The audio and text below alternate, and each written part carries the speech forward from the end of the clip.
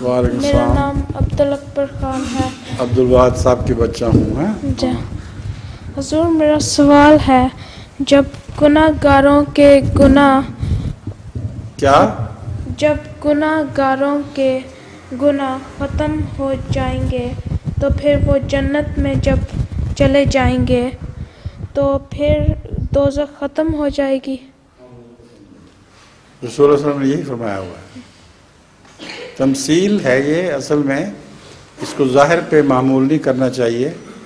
بہت سے حضرت صلی اللہ علیہ وآلہ وسلم کے اقوال ہیں جو تمثیلات کی شکل میں ہیں، اور اس کے متعلق رسول اللہ صلی اللہ علیہ وسلم کی تمثیل یہ ہے،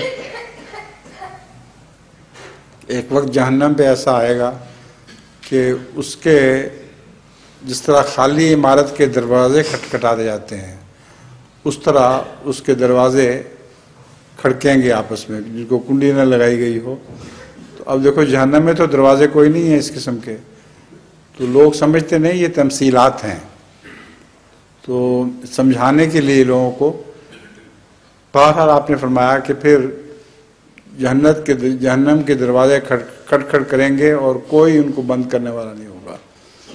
اس وقت آخری آدمی جو ہے وہ اللہ تعالیٰ کے حضور عرض کرے گا کہ مجھے اجازت ہو تو میں جنت میں جھانک کے دیکھ لوں. تو اللہ تعالیٰ فرمائے گا جھانک لو، تو جنت کی ہوا اس کو اندر سے آئے گی تو بہت خوش ہوگا اور کہے گا ذرا سے اجازت ہو تو میں اندر ایک قدم رکھ لوں. تو اللہ تعالیٰ پھر مسکرا کے، یعنی تمثیل ہے، پھر بھی خدا تو مسکرایا نہیں کرتا، کہ وہ فرمائے گا کہ آ جا اب جنت میں داخل ہو جا. تو جہنم میں ابدی نہیں ہے، جنت ابدی ہے.